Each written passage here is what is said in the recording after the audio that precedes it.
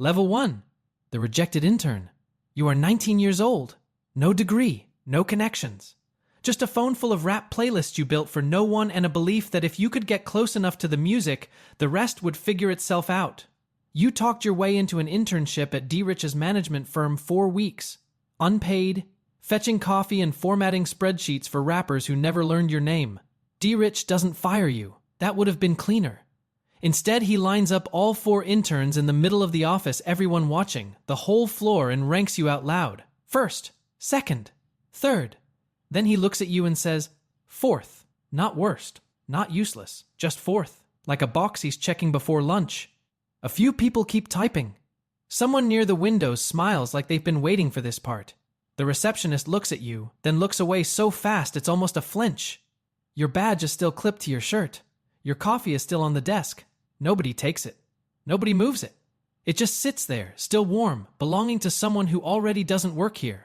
Then Marcus coordinator badge, blazer indoors, 2 years ahead of you, leans over to the intern beside you and says, just loud enough for you to hear. Called it like your ranking is something he predicted for entertainment. 2 minutes later, Marcus stops beside you. Same smile. Don't take it personally, he says. Some people just aren't built for this side of it. He pats you on the shoulder once, lightly, the way you'd touch something you've already decided to throw away, and walks back to his desk. You spend 4 months applying to everything adjacent to the thing that rejected you. 3 interviews, 2 ghostings, 1 callback from a woman named Carol who runs a 3-person management operation. She asks if you can build a content rollout calendar. You say yes. You've never built one. You build one that night. $28,000 a year. In New York. You take it before she finishes the sentence. Her first artist is an unsigned rapper with 200 followers and a bedroom setup. His name is Rio. In 3 years, you will put his voice on 30 million phones. Right now, he needs someone to answer emails. Level 2. The assistant manager. Your rollout calendar for Rio went into Carol's inbox 2 days ago. She forwarded it to the label contact with her name at the top. The contact called it exactly the kind of operational thinking we need. Carol said, thank you. She glanced at you once. Carol's operation. 2 artists, 1 part-time publicist, and you. $28,000 in New York. Last Thursday, it also meant picking up her dry cleaning because you were already running Rio's errands. The pay stops feeling like a number around month 2 and starts feeling like a noise that runs underneath everything. Rio's older brother Devin sits in on a session that month. Arms crossed in the corner, watching the engineer more than the artist. Says he's going to start his own label someday. Rio rolls his eyes without looking up. Devin comes back twice more, then stops coming. Nobody marks the last time he walks out. One night Rio sends a rough beat. The low end is muddy and the kick is fighting the bass. You open Ableton and clean it before sending it to the engineer. Nobody asks you to. You don't think about this moment for 3 years. And then you think about it constantly. You cold email 22 booking agents in your first full month. 3 open the email, one replies. Not the vibe right now. You screenshot it. Because someone pressed play on something Rio recorded in a bedroom and formed a reaction, and that is more than 21 others gave you.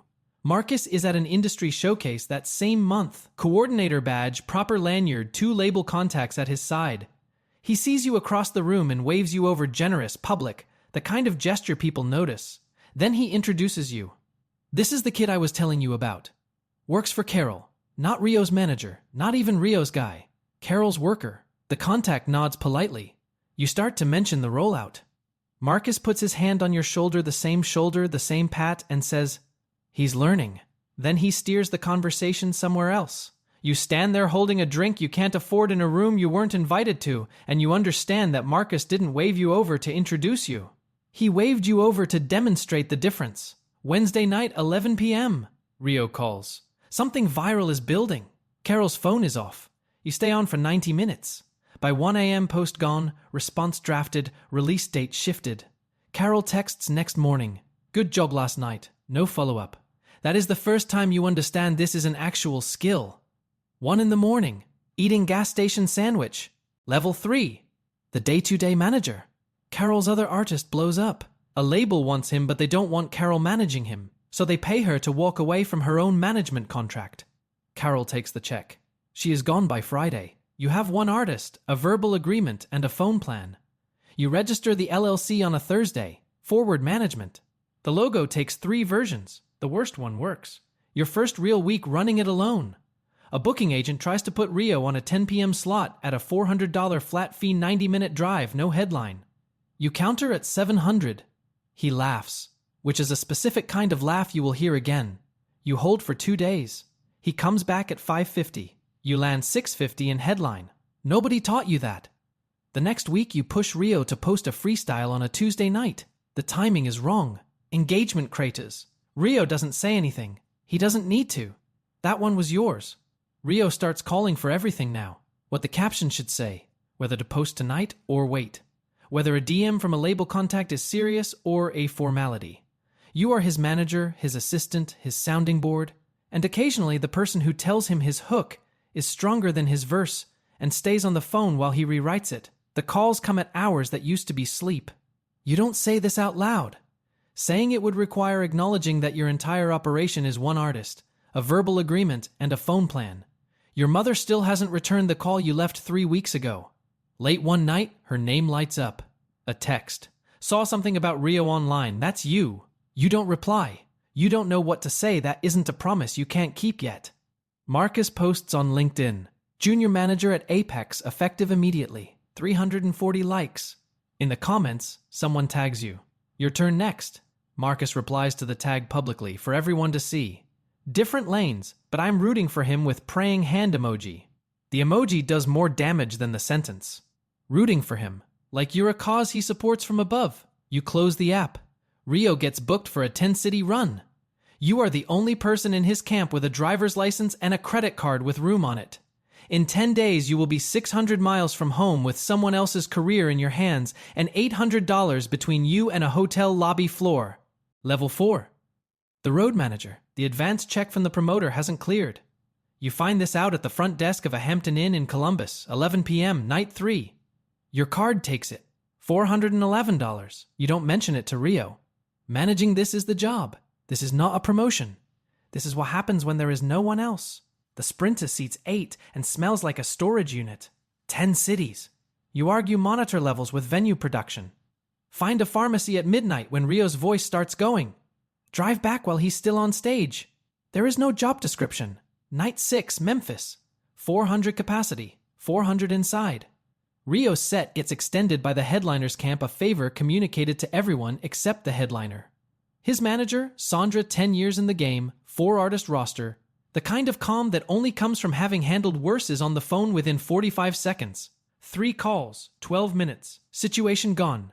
She looks at you once. Not unkindly. Just accurately. After party. Marcus is there. Not on the tour, just where the momentum is. He spots you from across the room, comes over with a label A&R and says, "This is who I was telling you about, Rio's road guy. He's doing the Sprinter thing." He laughs when he says Sprinter thing. The A&R laughs too. Marcus puts a hand on your back and adds, "Respect the grind though, seriously." The word seriously is doing the opposite of what it means. Night 9, Charlotte. 1 in the morning. The Sprinter is outside a Waffle House. Rio is inside. The credit card has $800 left and 2 cities to go. A formal interest letter from a label lands in your email. You read it twice in the parking lot. Then you go inside and order the cheapest thing on the menu because the math is still the math. The letter is not a deal. You know this. You are not sleeping. You tell Rio the next morning while he's half asleep in the back seat. He says, "Don't we have an attorney?" "Not yet. Fix that." He goes back to sleep. 4 calls before noon. The 4th calls back. Janelle Entertainment Attorney, 15 years of deal work. 3 questions before she agrees. All about the deal, none about you. She's the right one. In 6 weeks, you will be sitting across a hotel bar table from someone who can change everything Rio has built. The difference between opportunity and trap will come down to one word you don't understand yet. Level 5. The artist manager. The interest letter became a call. The call became a meeting at a hotel bar 6 weeks later, set up by Janelle. You don't touch the drink. 80-20 in Rio's favor. Marketing funded every release. Then the part that makes you stop pretending to breathe. The label can only recoup from the song it spends on. Not Rio's old records. Not his next hit. That matters more than the percentage. Because in music, a deal can look good while quietly making sure you never see the money. This deal says they can't do that. You write it down twice. Marketing is separate, recouped before royalties. You don't catch what before means until 9 months later. Janelle reads the contract at $4.50 an hour, finds 2 places where the bar language became softer on the page.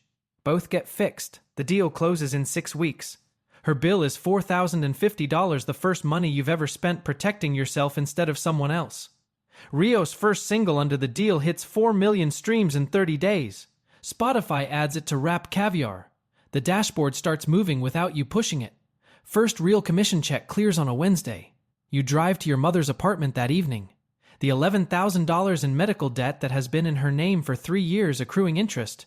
She never mentioned because mentioning it would have made it your problem. You pay it off before telling her. She finds out from a credit bureau letter 2 weeks later. The conversation after is brief and quiet.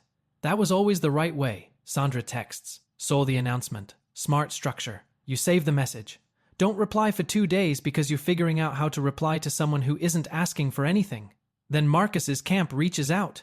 Rio for a feature, no budget. Just for the look. The email is addressed to Rio's team, not to you by name. You've met Marcus 7 times. He has your number. The formatting is the message. You are not a person to him. You are an inbox. You decline. Marcus responds 2 hours later. 1 word. Interesting. The period at the end is doing specific work. A 91-page joint venture offer arrives from LA. Janelle finds it on page 38. The advance recoupable against the entire catalog. Cross-collateralization wearing a different coat. You decline. You sign with a fund instead. 25% of revenue for 36 months, then gone. Clean money. No opinions about the hook.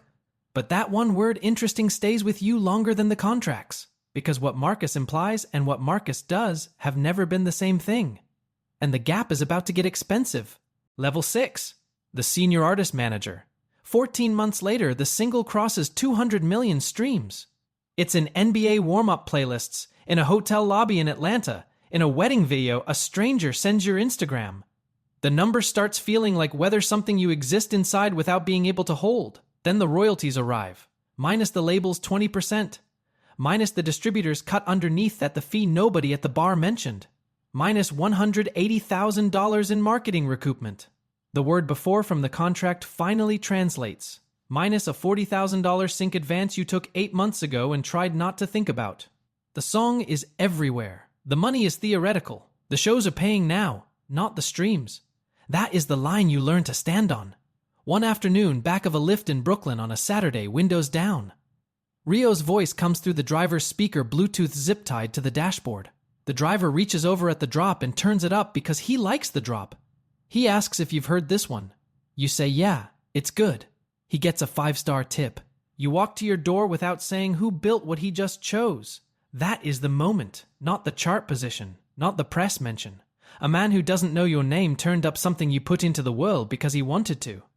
That is what it sounds like when something has actually gotten out. Marcus left Apex.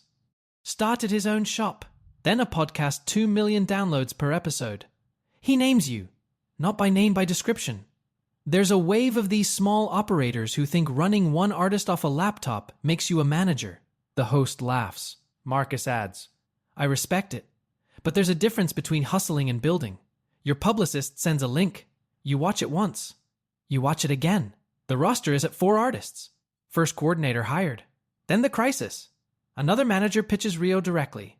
Rio takes the meeting without telling you. You find out from a mutual contact. Rio calls on the 3rd night. Mentions it himself. You talk for 40 minutes. He stays. But you sit in the car afterward and understand that everything you built can be taken in one conversation you're not invited to. Trust is the best credential in this business and the one with no contract. You don't open the note. Not tonight. 3 majors contact you the same week. 2 calls violate your exclusivity clause. Janelle uses the word clock. You buy your mother a used Lexus. Cash. Drive to her apartment with the keys.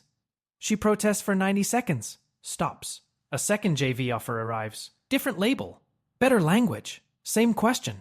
Build alone or build inside something bigger. You take the meeting. The answer will cost you either way. Level 7. The joint venture manager. The fund exit landed 3 months ago.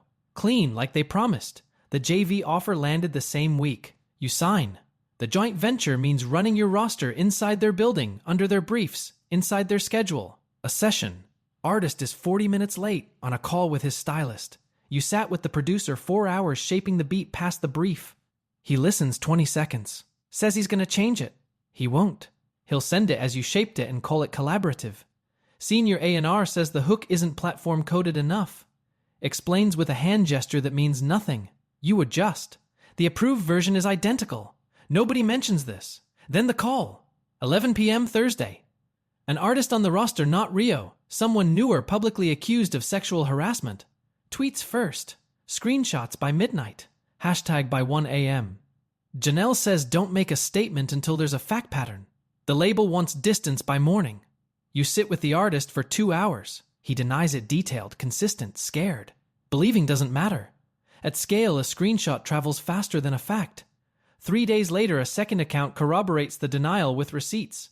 Timestamps. A photo from that night placing him somewhere else entirely. Accuser goes private. Hashtag dies.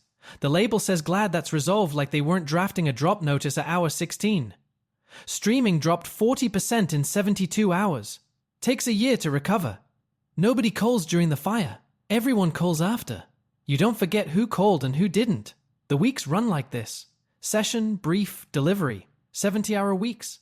The ratio of releases you'd stand behind moves the wrong direction, quarter by quarter, like a slow leak nobody names. In the analytics, a 22-year-old running a 4-artist label from an Atlanta apartment starts climbing. His releases sound like yours did before the JV. You know what the room is about to do to him. Nobody warned you either. Rio calls one night. You're in the middle of something. You give a short answer. Hang up faster than you used to. 3 years ago, he called for everything and you always stayed on. The reversal happens without either of you naming it. That is the part that costs the most and never appears on a balance sheet. Flagship album goes platinum. Underperforms projections by 22%. Different temperature in the emails. Approvals that came same day start taking 4 days. The renewal document lands on a Tuesday. You don't sign it. You call Janelle. 18 months from now, you will either be on the Billboard Power 100 or proof that walking away was the wrong bet. Level 8. The management executive. 18 months after walking out, the Billboard Power 100 publishes. You are 61. Marcus is 57. You sit with those numbers for 4 minutes, then your phone rings, and you answer it because that is still what you do. You text Sandra. She replies in 2 minutes. Told you. Welcome. You read it 6 more times than you'll say out loud. At the ceremony, you think about a cold email from years ago. 1 response out of 22. Not the vibe right now. You hope whoever sent it is doing okay. You don't know their name. First call after. Your mother. A 4-bedroom in the neighborhood she cleaned houses in for 19 years. Other people's houses, 5 mornings a week.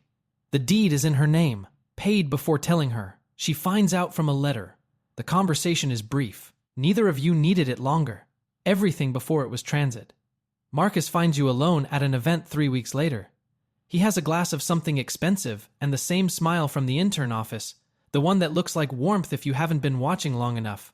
You know, he says, we'd be better together than against each other. You look at him. We're not against each other. He tilts his head. That's what against each other sounds like. He holds the look 1 second longer than necessary, then walks away. The roster is at 12. A new JV arrives, different label. They came to you. Janelle reads it. Cross-collateralization on page 71. In a subordinate clause about marketing fund administration. Same clause she caught years ago. Different page number. You negotiate it out. Hard cap master ownership on new work, 36-month exit. Not freedom. A better arrangement. Rio still calls. Less often. Shorter. He has his own day-to-day manager now, someone you hired. Both of you know what the shorter calls mean. A handwritten note from Marcus arrives with bourbon. Congratulations on a remarkable run. Addressed to a version of your name nobody who knows you has ever used. You put both in a drawer. That is enough. The drawer stays shut. But 19 artists are waiting. 43 employees. And the major wants 5 more years. Level 9. The legendary rap manager. Tuesday. Nothing on the calendar. You sit in the studio and listen to silence, something you haven't done on purpose in years. The phone rings at 11 minutes. You set it face down. 19 artists. 43 employees. Publishing arm, sync division, a distribution agreement, other managers sign under yours. The major wants growth projections by Friday 22% year over year for 5 more years. The number doesn't feel like space. It feels like a sentence with no exit clause. You think about the people who came up alongside you. One, a manager from the same circuit, 2 years ahead, ran 3 artists out of Chicago, pivoted to sync licensing. Posts twice a year. Seems at peace. One burned out publicly, the kind that generates think pieces. His name still appears in them, he probably doesn't read them. One named Devin Rios, older brother, who sat in on those early sessions with his arms crossed, and said one day he was going to start his own label, just stopped. His SoundCloud is still up. Last upload, November 2021. Nobody wrote about him. The quiet exit doesn't generate content. You sit with Devin longer than the others. Marcus does a complex cover. The man who built the movement. In the interview, he describes work you did as the ecosystem we created. We. He uses the word culture 6 times. Your name appears nowhere in the article. You read it once. The note is already closed. That is the only power left in that transaction. In the corner of the studio, a box you've been meaning to unpack since you moved in. Inside, the forward MGMT business card, the logo that took 3 versions and the worst one worked. The DistroKid confirmation from Rio's first release. The Charlotte Waffle House receipt from the night the label letter landed in the parking lot. You set up a mic, open a blank session, not for the major, not for the projections. 40 minutes, one moment where everything is in exactly the right place and you know it before you can explain why. You didn't become the most powerful manager in rap because you understood the game. You became one because Rio needed someone to answer the phone at 11 p.m. and you were the one who picked up. The phone is still the same. So is the work. If this one stayed with you, like and drop a comment where you're watching from. Subscribe for more.